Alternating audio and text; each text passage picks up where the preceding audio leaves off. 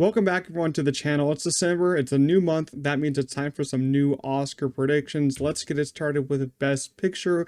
In the race at number 13, I made a couple different changes here.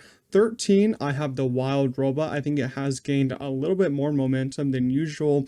It's doing really well at the box office. I only saw it once. I do really want to watch it again. I think I'm going to buy it on 4K this week or next week is when it comes out. I think I'm definitely going to buy it, definitely going to watch again. I really did enjoy this movie. I think almost every critic is enjoying it. I'm not sure the Rotten Tomato score is, but I think it's still in the 90s. Correct me if I'm wrong down there, but I think it does have a chance to get a little bit higher if some of these movies do fall out. 12th place, I got Nosferatu. We'll talk about this one when we get to the 10th spot on this list, because it is, a horror movie, but I have not seen a bad reaction to this movie yet. The full review embargo does launch either the week I'm uploading this or the next week, but it hasn't launched at the time I'm recording this, only the social media reactions. It's gotten just fantastic reactions. I cannot wait to go see this movie. People are saying it's a horror movie, but we have to, keep in mind that it is releasing in December, which is a prime date, November, December, October, prime release months for Oscar movies, because the voters will have those movies fresh in their minds, unlike some other movies released earlier in the year. So yeah, keep that in mind. 11, A Real Pain. I finally got to see this one. I really did love this movie. I think it's in like my top 15 movies of the year, which is pretty high for me. That means it's like an 8 or 9 out of 10. Really did enjoy this movie. I think it just balances its comedy with its emotional sequences very well. Very smart script. Jesse Eisenberg did a great job, and that's coming from someone who didn't like his first movie that he directed. I forget what it's even called, but I love the performance in this movie, and I think a lot of critics did love that one. But getting into Best Picture, the top 10, number 10, The Substance, which is one we kind of have to compare with Nosferatu, because this kind of is also a horror movie, but this would be less horror than Nosferatu. That's why I have this one in over Nosferatu. I will say this one is like artsy horror, and Nosferatu kind of can fit into that category, but this one, its main story isn't going for horror. And the horror elements are basically just the body horror. There's not really many like jump scares and all that. It's just like the body disfiguration and all that. And it is a great character study. It has a lot of great themes in it. The script is great. Cinematography, a lot of the great technical stuff in this movie just is great. It kind of carries the movie alongside, the two performances by Demi Moore and Margaret Qualley. Direction. It's a great movie. And I'm thinking that it's just gaining a lot more momentum because everyone's just backing this movie, which is really cool. Number 9, A Complete Unknown. A lot of non-believers on my last prediction video for this movie. I'm still believing in it. If you don't, that's okay. Leave your own predictions down below. No one can be wrong at this point. But yeah, A Complete Unknown had its reaction embargo drop. We had some first reactions. It is not as good as I thought it would be, but I didn't know what I was thinking.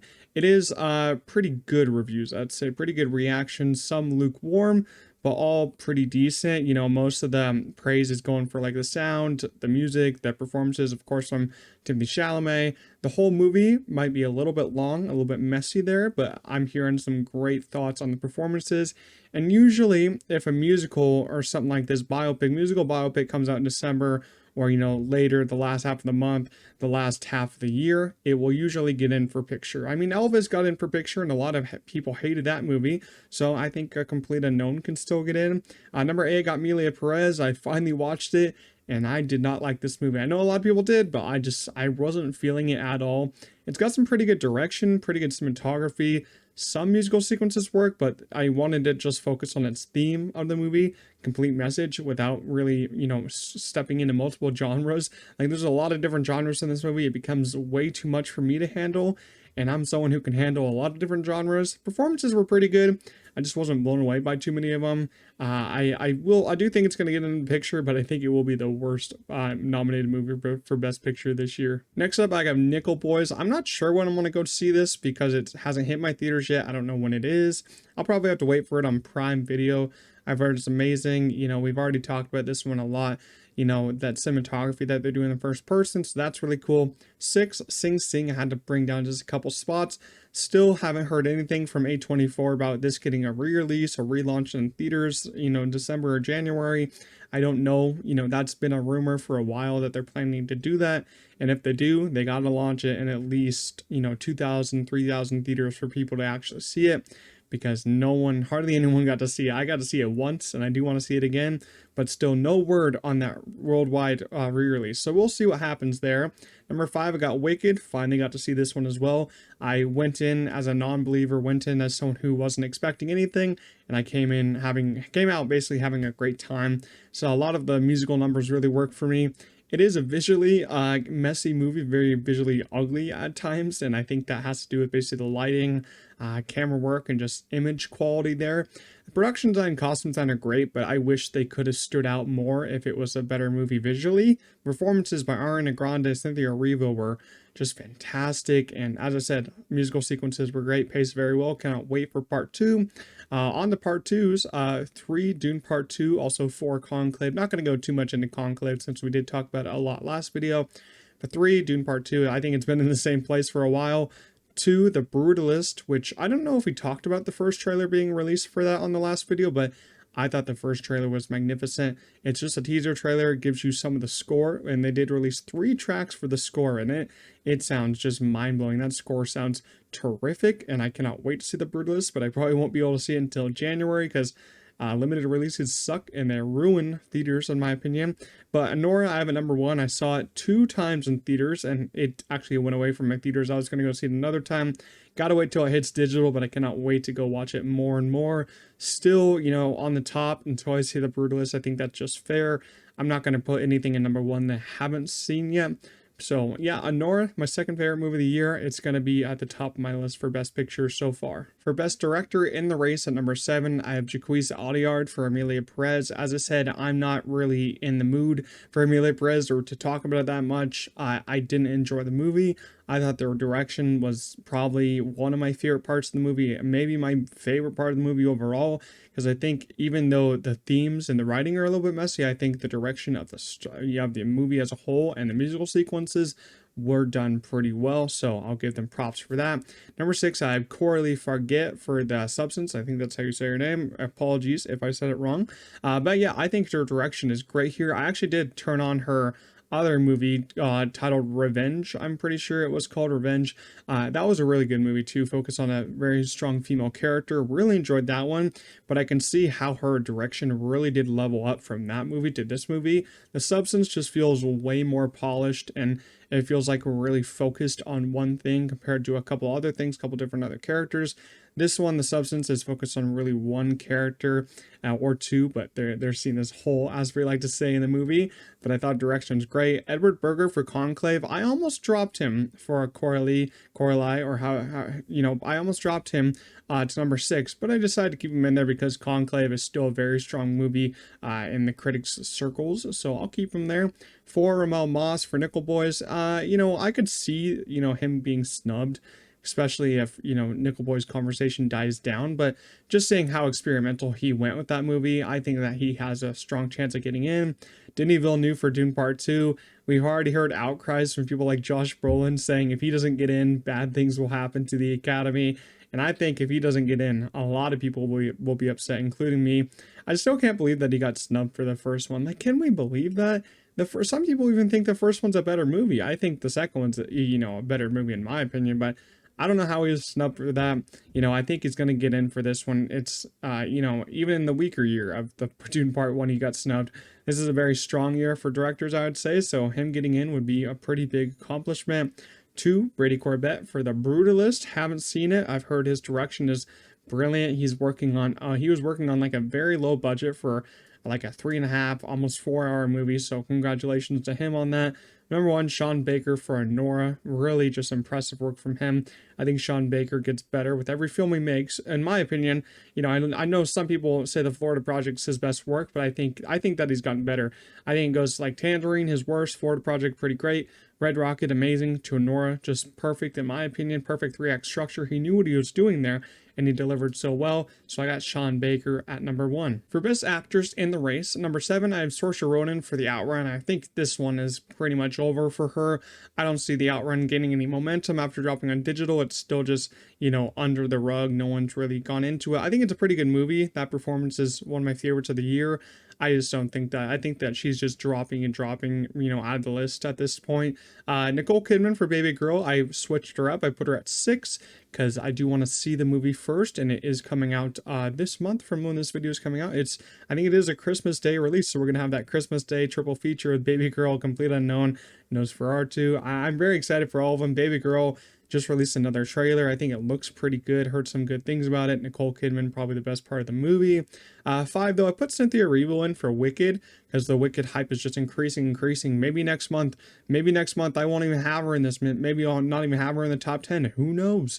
But that's the fun of predicting. But I do think that she gives, incredible performance in Wicked, and she is everything to that movie. If she wasn't in it, then I don't think you would have had, as great as a movie. Whoever was cast instead of her, I don't think could have done the role as good as she did. But I think that she was just fantastic, especially the ballroom scene. Her acting in that scene was terrific. The defying gravity part was great. If Wicked keeps going up, I feel like it will get these, nominations. I don't think Cynthia Erivo will win. I don't think Wicked will win Best Picture. I know some people are, going for that. They're saying Wicked will win Best Picture. If it does, that'll be sucky because that film does not look good visually and it's bad for the medium of film. But yeah, I don't think it's going to win all these, but I think that she could get nominated. For Demi Moore for The Substance. I really do love this performance. I think that she's gaining a lot of hype. She's well respected in the industry. Even though it is a very big performance, very loud performance at times, I think that she has a big chance. Best Actress isn't really that packed this year, so we could see a lot of different things change. 3 is Carla Sofia Gascon for Emilia Perez. I brought her down just a little bit because I'm not as strong on the movie. I know some other people are, but I didn't really see that many, Oscar moments for her performance, even though she is great in my eyes. 2, I brought Angelina Jolie up for Maria just because of her stance in the industry and how big that she's been. She's been in the industry for so long. Maria, I will get to watch next week, I think, so I'm interested to see what it is. I haven't heard amazing things. I've heard that performances and that costume design, cinematography are all the standouts. I'm really interested to check it out, though. But number 1, still Mikey Madison for Anora. Don't see anything moving. I know it's her first big Oscar movie, but I don't think that's stopped too many people. And if she is the best performance, I just say give her the Oscar. I really don't see anything beating her performance for me personally. I mean, maybe, at this point of seeing all these movies and seeing some of them, I'd say Demi Moore is my second favorite out of, Mikey Madison's, some of the other ones. But for me, it's just still Mikey Madison's my favorite performance of the year. For Best Actor in the race at number 7, I have Jesse Eisenberg for A Real Pain, only because I didn't know what to put here, so I ended up putting him in. He's definitely not going to get in, but he does have some great moments in this film, and some great, I would say, Oscar moments if he was going to get in. Like, there's a scene at a dinner that he just really pulled at my heart and just was a very emotional sequence. I love that. 6, Sebastian Stan for The Apprentice. It's never going to happen, but it would be really cool if he got in because, that would stir some outrage among some people. There was a sad little thing that happened. He was going to be on Actors, but no one, the agent wanted their actors to pair with him because they thought it would get, too political about that. And I think that's so dumb. You're just talking about movies. Of course, he plays Donald Trump, a political figure here, but you're just talking about the movies, talking about the past. You're not talking about anything that is done, in the present or in the future and all that. So I think that's a little stupid. 5, Daniel Craig for Queer. Best Actor is not that packed, in my opinion, so I think he will get in, even though Queer is seemingly being, really divisive of a film. I haven't seen it yet. Who knows when I will, because it's an A24 movie. But I've heard he's great. I just heard the movie is very divisive compared to the other Luca Guadagnino movies that have been released, like Challengers, Call Me By Your Name and all that, Bones and All. Bones and All was more liked than Queer, I would say, at this point. 4, Coleman Domingo for Sing Sing. He's one of my favorite performances by an actor this year, but Sing Sing's just not getting promoted, not getting campaigned at the moment. And as we said, we'll wait to see if Sing Sing gets another big re-release, big push in theaters again, but we'll have to wait. So I did drop him. 3, Ray Fiennes for Conclave. Been talking about this performance and raving about this performance. It's terrific from when the movie starts to when the movie ends. 2, Timothy Chalamet for A Complete Unknown. As we said, first reactions have come out.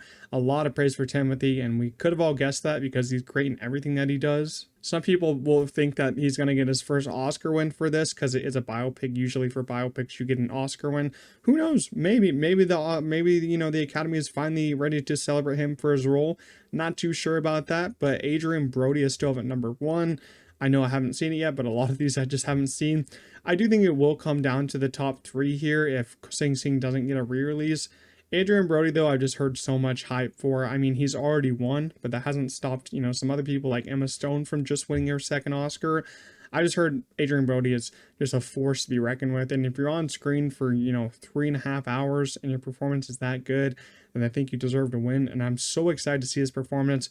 But Timothy Chalamet, be scared of him. He's creeping up there. And I'm just hearing that his performance is, the best part of A Complete Unknown. For Best Supporting Actress in the race, number 7, Selena Gomez for Emilia Perez. I don't think that she's going to get into the top 5 anymore. I just don't see it after seeing Emilia Perez. She's not even in it that much. I don't think that she has that many good scenes. I mean, as an actress, I think she's pretty good.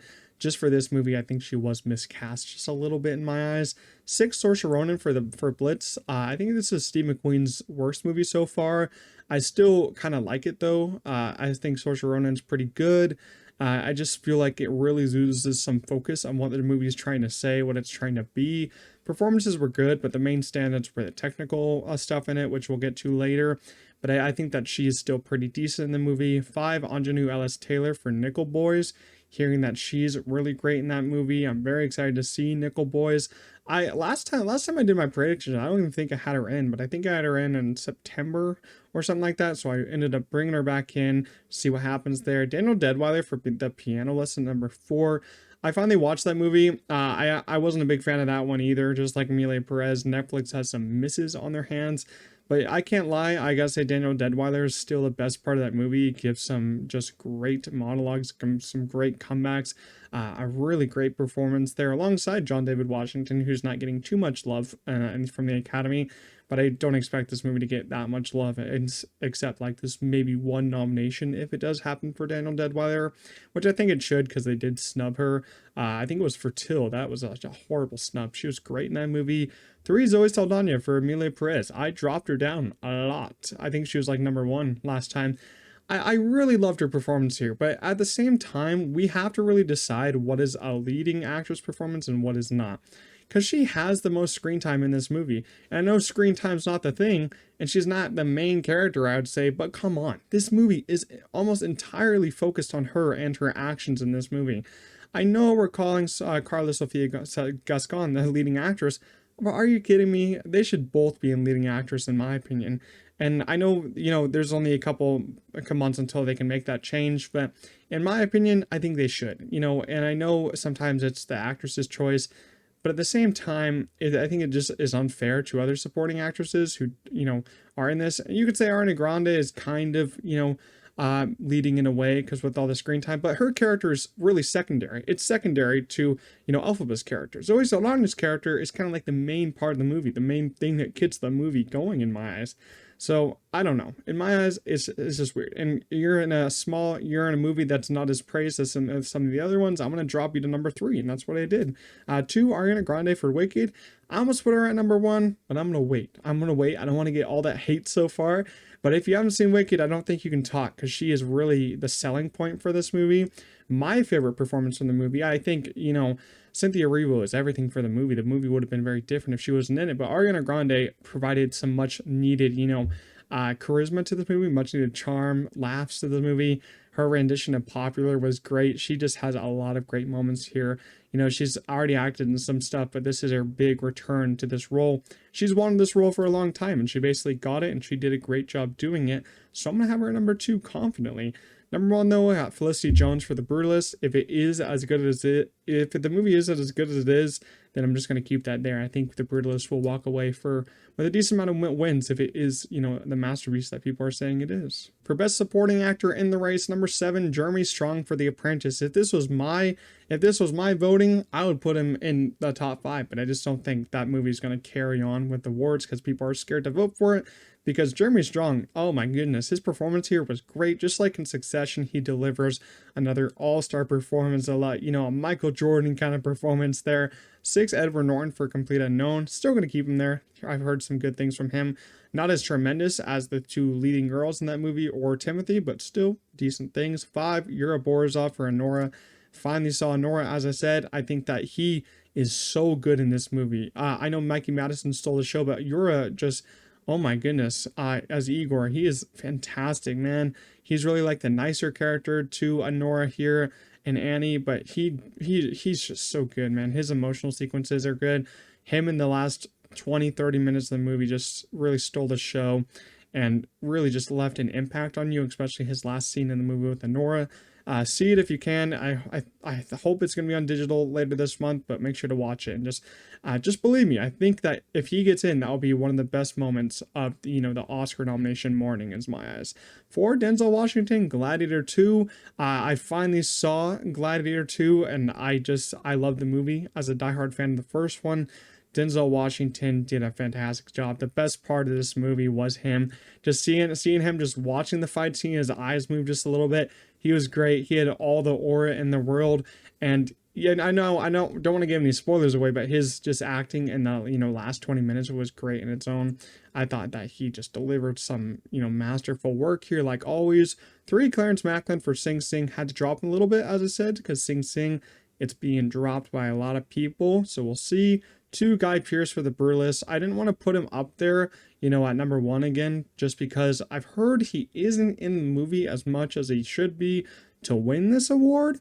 So we'll wait to see. I do want to see how much he's in, but I heard he's not in it too much. So number 1, I got Kieran Culkin for A Real Pain. This is a new number 1 for me, but after seeing it, I think that he is delivering some just masterful stuff. One of my favorite supporting actor performances of the year. I thought he was terrific.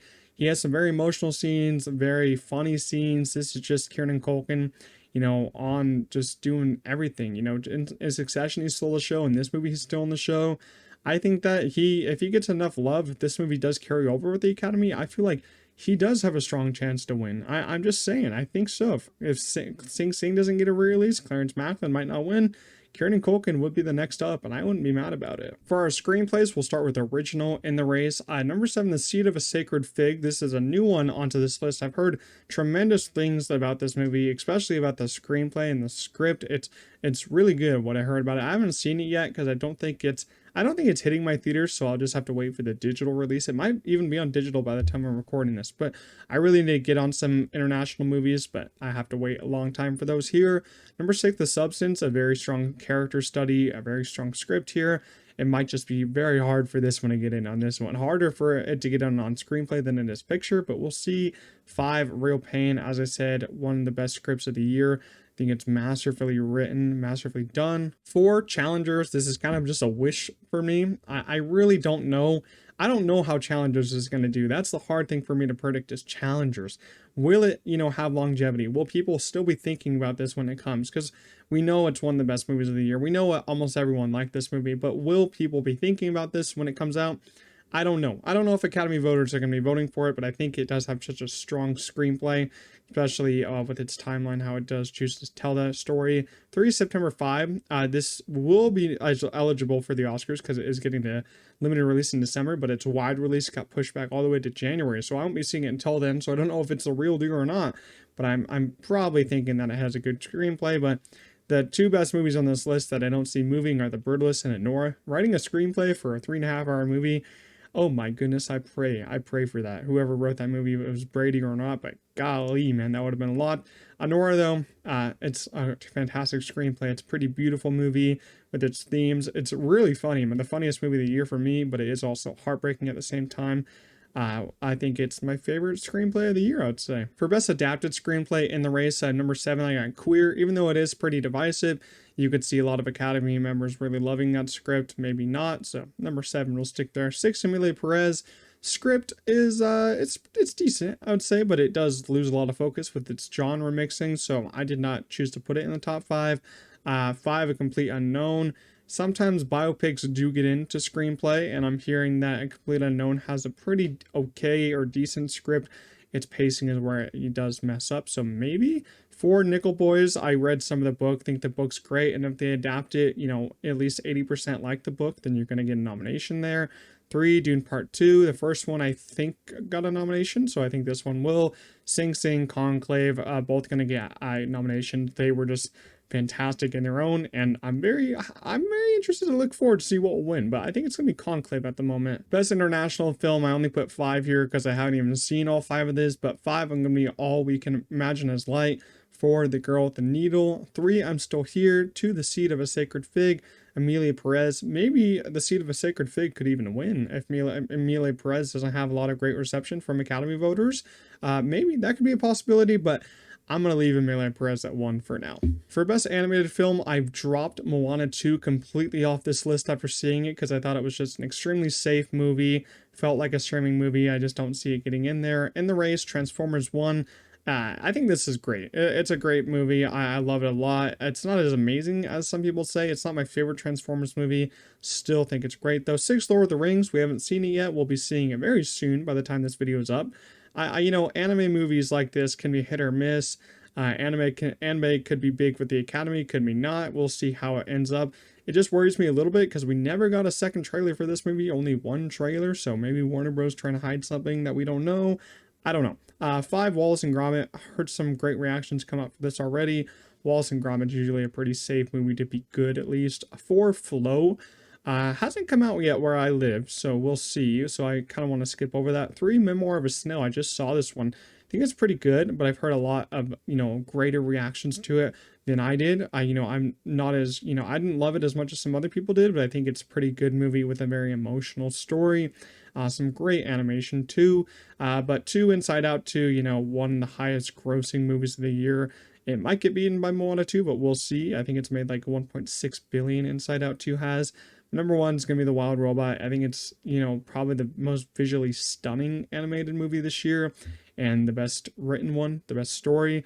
Lupita Nyong'o gave great voice performance. I love the look of this movie. The look of this movie is so good. Soundtrack and some of the original songs is great. So yeah, I still get The Wild Robot strong at number 1. Now onto the technical awards, which we'll go pretty fast through. In the race for best cinematography, I got The Substance and Conclave. We'll talk about those together. I do love the cinematography of these movies, but cinematography is usually about like flashy, beautiful, lots of different stuff going on in these pictures.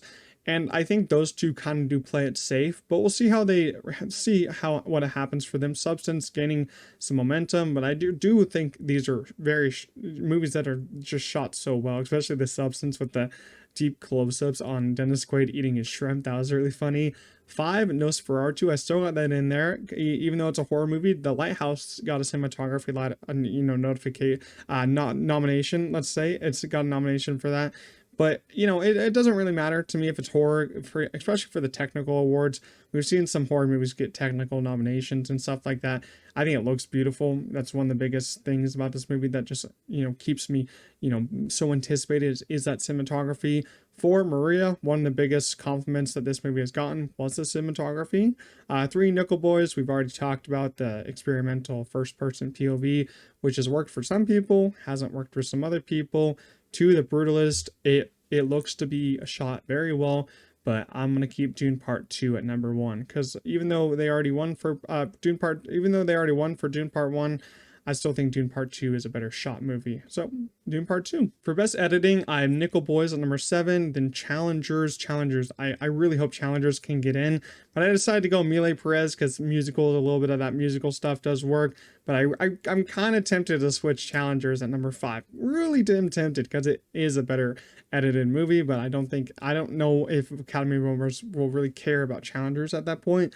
4, I got Conclave, very, very good editing. 3, The Brutalist. As I said, editing a 3.5-hour movie, you damn better get a nomination.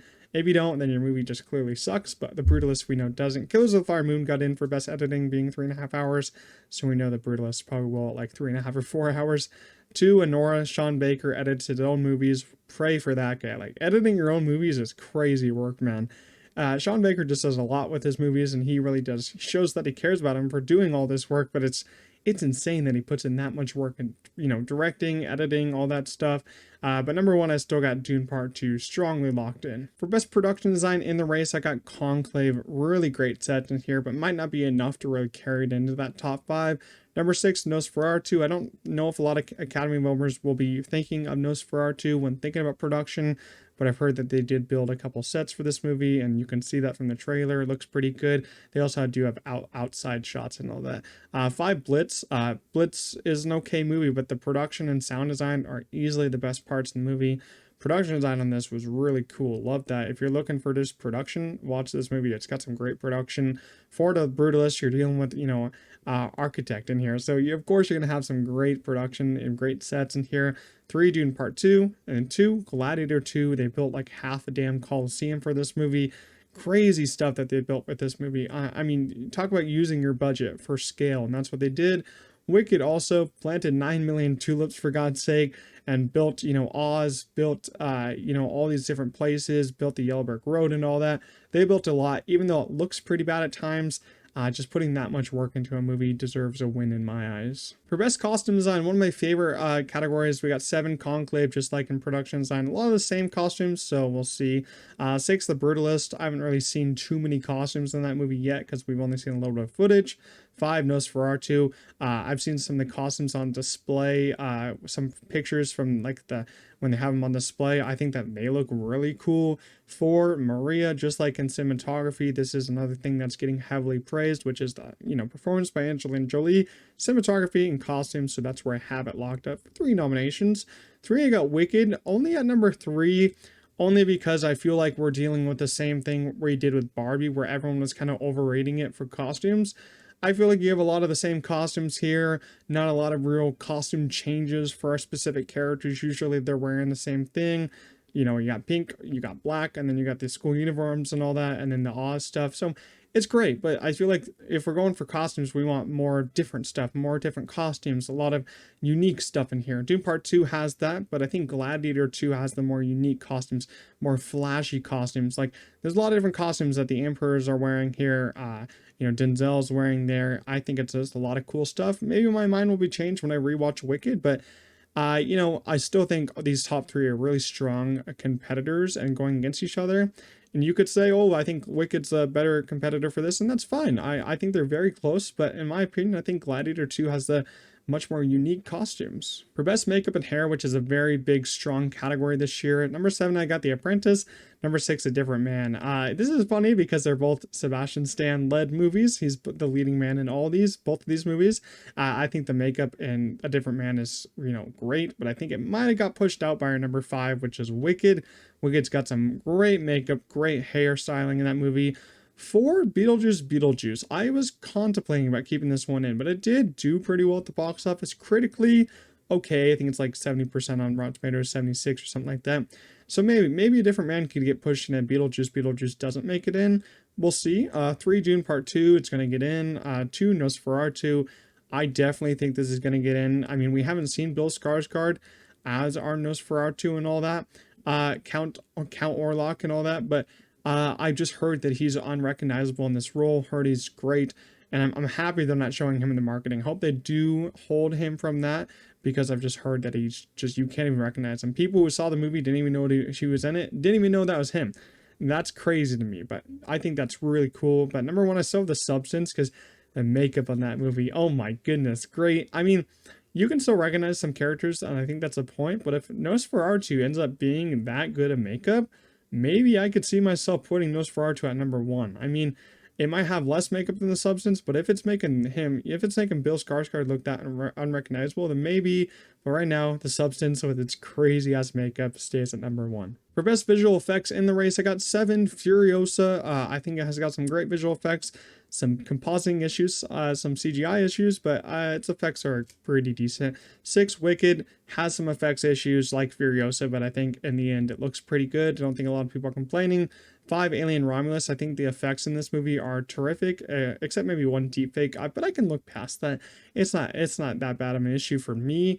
I loved the visuals, so I think it looks very believable, and of course you even had suits for the xenomorphs. 4, Mufasa, even though I don't think it looks that good, The Lion King movie, live action, whatever you call it, adaptation from 2019, I think it still got in. So I think Mufasa will get in. 3, Kingdom of the Planet of the Apes should easily get in, but it's not going to win. Once again, the apes always lose. 2, Gladiator 2. Some people are complaining about the animals, how they look, but I don't think they looked bad. I think the visual effects are great. Some of the best visual effects in a Ridley Scott movie for some time, because some of his other movies did look pretty bad with some heavy visual effects, but the visual effects in this one really paid off for being $250 million film. Dune Part 2, though, it's sweeping up. For best sound in the race, I got 7, Blitz. That is its strongest part, but I think this category might be a little too stacked for it to get in.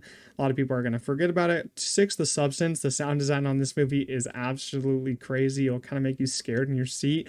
That's how good it was. 5, The Brutalist. I almost switched The Brutalist and The Substance, but I think, one of them is going to be the stronger film. I think that'll be The Brutalist. Wicked, A Complete Unknown, both musicals. Usually musicals do pretty well in the sound category. Gladiator 2's got a lot of great sound elements with the swords and all that.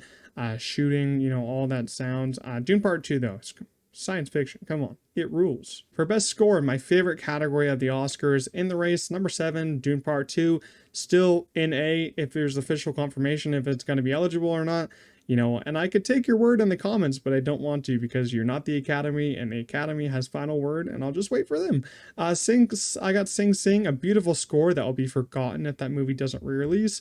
5, The Wild Robot. I fully believe in this movie now, especially if Dune Part 2 isn't able to get in.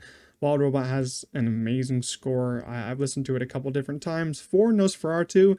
This official score is out if you want to go listen to it. I've only listened to 2 tracks because I do want to wait till the movie. It's a very long score, and the 2 tracks that I've heard are, oh my god, they're really good. Kind of life-changing stuff. But 3, Challengers, also very life-changing score.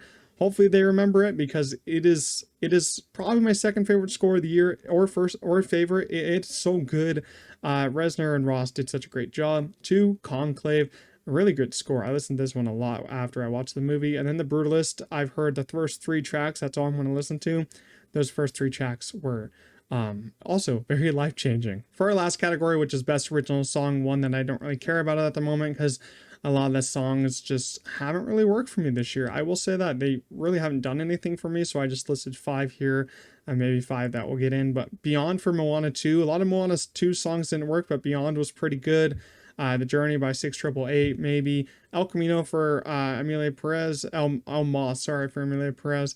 And then Mi Camino, I had it first. But Kiss the Sky for The Wild Robot. I'd want that to win, but I think that Emilia Perez will probably take this one. It's just a song lineup that just didn't work for me. Last year's song lineup was terrific. All 5 songs I really did like, but this one, I only really care about maybe like 2 of these, but Kiss the Sky is my favorite one, but still I got Emilia Perez winning for Best Original Song.